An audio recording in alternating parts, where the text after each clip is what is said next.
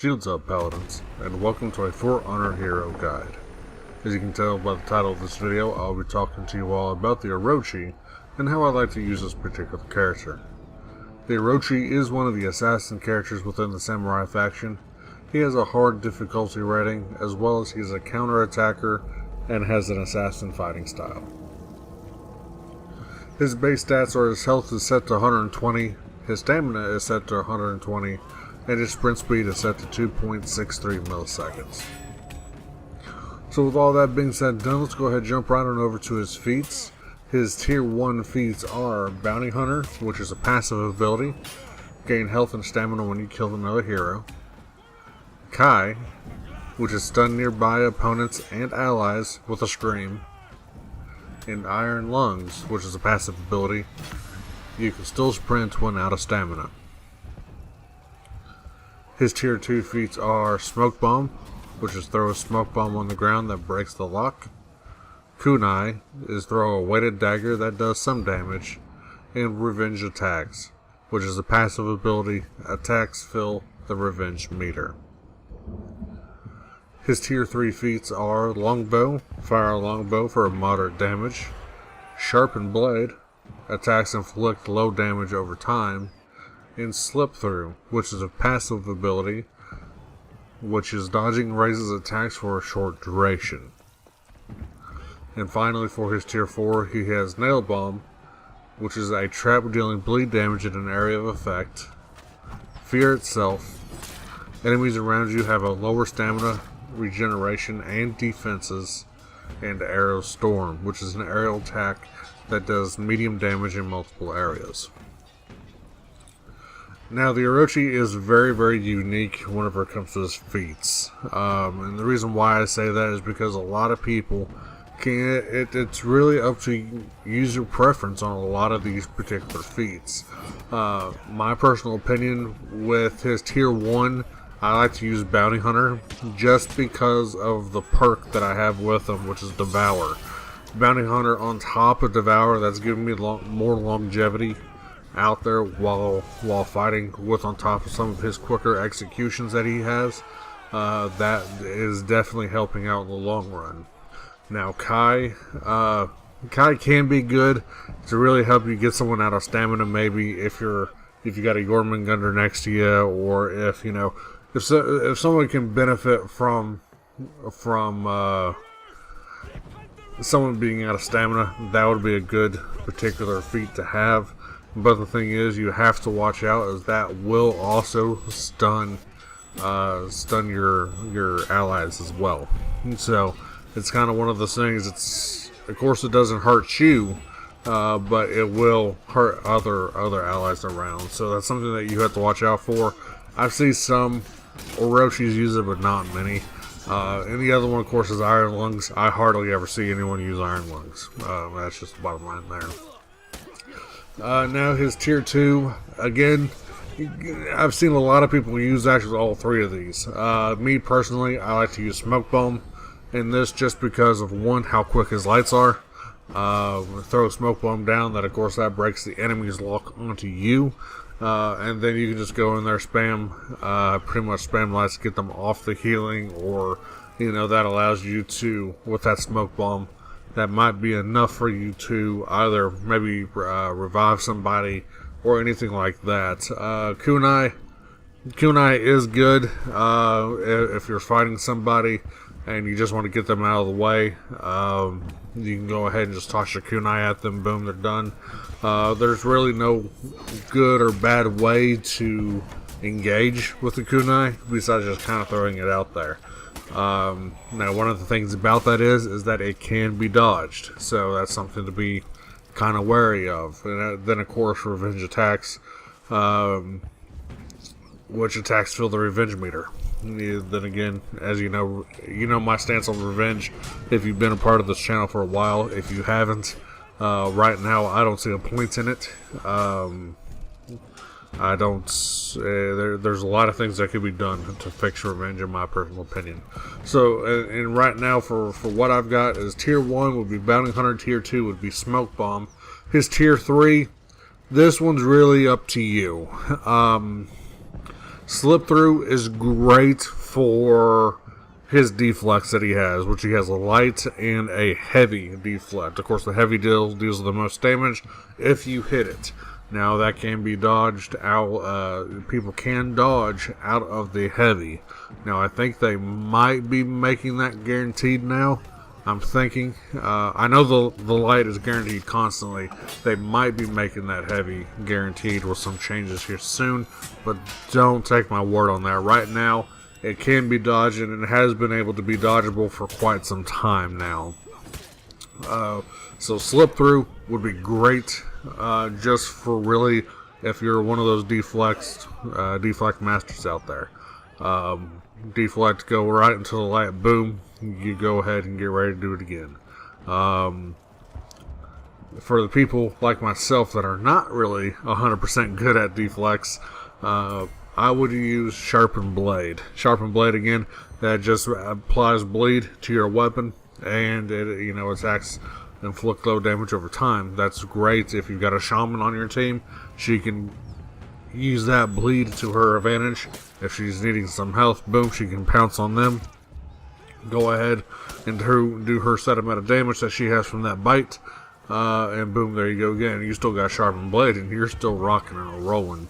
Now, finally, for his tier 4, again, really user preference on this. A lot of people like to use Nail Bomb in the sense of put it right down on like the healing zone in Breach, or somewhere like that, so where they can kind of monitor where the team's kind of running, which is a good idea. Don't get me wrong on that. But personally, what I like to use is Fear Itself. If I have Fear Itself plus Sharpened Blade, I mean, I'm just doing that much more damage. Plus, it's having a harder time for the enemy team to regain stamina, since they have a lower regeneration and their defenses are low. So, and in my personal opinion, that would be the feats that I would use for the Orochi, or that's what I like to use. And again, as I said earlier, a lot of these are user preference. Now, his perks that I have, a lot of them are kind of not so good. The perks that I would recommend for the Orochi would be Devour, Endurance, and Headhunter. Galestorm is another good substitute if you don't like either of the other three.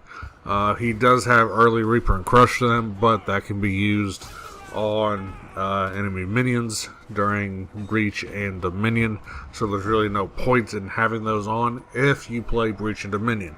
If you play something else, then sure, go ahead and look at that. But this is on the fact of that mostly everyone plays Breach and Dominion, and these would be the perks that I would recommend for the Orochi.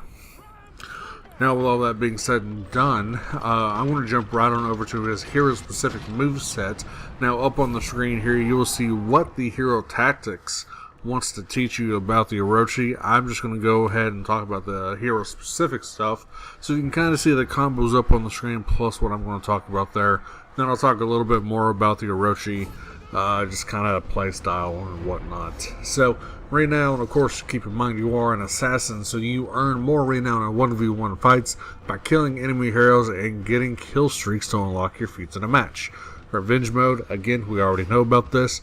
It boosts damage and health. All attacks are uninterruptible. Parries and throws knock enemies down, and attacks are auto-parried upon activation. You do have a defense, which is a reflex guard. Your guard stance only remains active for a very limited time. You do have a deflect, which is deflect by dodging in the incoming direction of an incoming attack. Just before the impact, you can deflect and it can be followed up by a wind gust, which is a light attack, or Hurricane Blast, which is a heavy attack.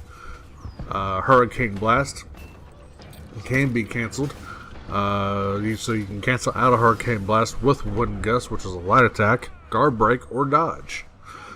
Calm Before the Storm. So you have a Storm Rush, can be held after dodging backwards during this time. While running, the Orochi can choose which direction to attack from. So you can kind of change it up a little bit. So if people are realizing you're attacking a lot from the top, you can either go to the right or left to kind of change that up, and then go right back into your combos there. So Storm Rush cancel. Storm Rush can be canceled while being held or during the running animation. with circles. Since we are on PS4, that is the guard break button. Passing Storm. If the Orochi successfully hits the target with Storm Rush, they will place themselves on the opposite side of the target relative to where the Orochi struck from. So now you also have a top light attack combo, which is a successful top light opener guarantees a second hit, although with decreasing damage. Lightning Strike and Rapid Strike cannot initiate the guaranteed strike. So of course, with with your top lights, you can do lights. Then pretty much what that means is that the second light is guaranteed if you hit your first one, but you'll be doing less damage with your second one, with your second guaranteed light. That's pretty much is what that is stating. Now you have your chain starters, which are Storm Rush, Rapid Strike, and Lightning Strike, Zephyr Slash, and Wind Gust, all function as chain starters from their respective inputs. Finisher recovery. The recovery after finishers can be cancelled with a dodge or dodge attack. Undodgeable attacks, Lightning Strike, Zephyr Slash, and the top strike of Storm Rush are all undodgeable. And then finally, Crashing Wave. Crashing Wave has a short recovery, allowing the Orochi to start chain smoothly after. And that's pretty much the Orochi whenever it comes down to all of his paperwork that he has there. Now the way that I like to use assassins is very up in your face, very close and personal, wanting to do the damage that I possibly can. Of course, I do like to favorite the top lights, the guaranteed 2 lights there. But the one thing about the Orochi that I would recommend doing is, change up your lights and your heavies, so you can do light, heavy, maybe do heavy, lights, light, heavy, heavy, light, heavy, just to kind of change it up and change the stats that you're going into. And if you can get the deflect in there, go ahead and grab it, which would be awesome. Go ahead, get the deflect in there, boom, now you're back and you're getting ready to fight again. But the more that you can change up your lights and your heavies, the more that it's going to be harder for the opponent that you're fighting to actually, get there and do what they need to do. Unless you fight one of those people that are just guaranteed to get every single light that you throw and every single heavy that you throw, then you kind of have to change it up a little bit. Maybe throw in a zone attack here and there. He does have a pretty quick zone attack, so do keep that in mind. So maybe you can do a light, heavy zone attack, or even go right into a zone attack like lights, however you want to do it. Just, kind of keep making sure you can, change it up a little bit and stay right up on them. But again, that is the way that I like to use most assassins anyways. I'm not a very turtley assassin, and nor do I like to turtle while I play as an assassin. That's just not my play style or how I like to play. So, hopefully I answered a lot of questions, comments, and concerns about the Orochi. Hopefully I answered a lot of maybe different play styles with them.